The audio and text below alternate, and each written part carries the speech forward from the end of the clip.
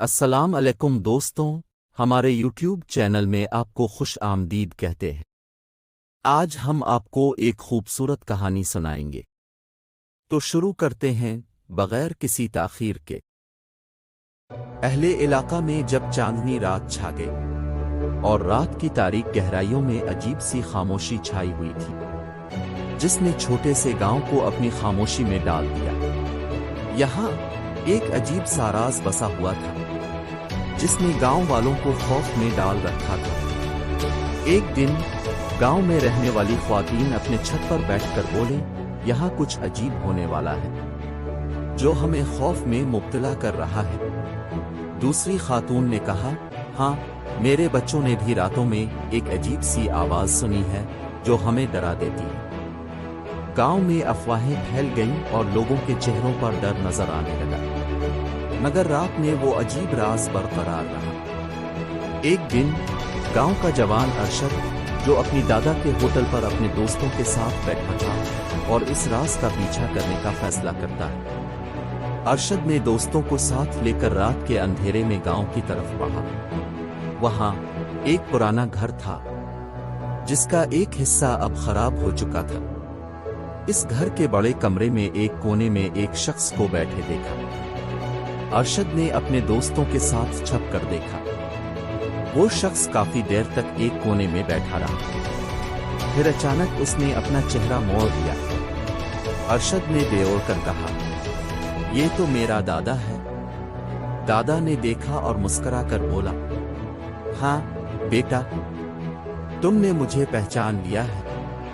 ارشد حیران ہے کر بولا، لیکن اپنے گاؤں والوں کو ڈرا کیوں رکھا ہے؟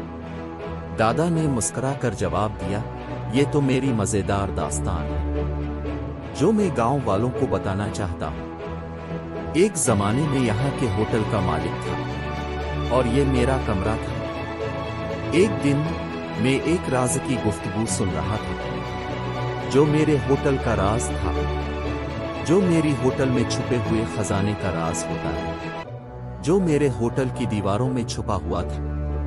میں نے اپنی دادگری کو استعمال کر کے لوگوں کو اپنے ہوٹل سے بھگانے کا سوچا، مگر یہ سچ ہے کہ خزانے کا رازدار کوئی اور تھا۔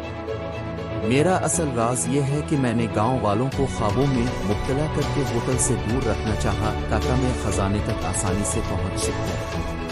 ارشد نے حیران ہے کر پوچھا، لیکن یہاں تو کوئی خزانہ نہیں ہے۔ دادا نے مسکرا کر جواب دیا، ہاں، تمہاری دادی چھپے ہوئی خزانے کو میرے سے لے کر دور چلی گئی، مگر میں خزانے کو چھوڑ نہیں سکتا۔ اس کے بعد ارشد نے اپنے دادا کی مدد کر کے گاؤں والوں کو اس خزانے کے بارے میں بتایا اور سب مل کر اسے بازار میں لے کر آئے۔ خزانے کا راز سب کے لیے خود بخود کھل گیا اور گاؤں کا سردار مسکراتا ہوا بولا ارشد کے دادا سے، یہ خزانہ ہم سب کا ہے۔ گاؤں والوں نے آپس میں مسکراتے ہوئے خزانے کی چیزوں کو دیکھا اور آپس میں خوش ہو کر بولے، تیرے چہرے کے پیچھے جو راز تھا وہ اب معلوم ہو گیا ہے۔ اس کے بعد گاؤں کی راتوں میں سے ڈر ختم ہو گیا اور سب گاؤں والے خوشی سے رہنے لگے۔ یہ تھی ہماری خوبصورت کہانی۔ امید ہے کہ آپ کو یہ کہانی پسند آئی ہوگی اور آپ بھی اپنے دوستوں کو سنائیں گے، اور ہمارے چینل کو سبسکرائب کریں۔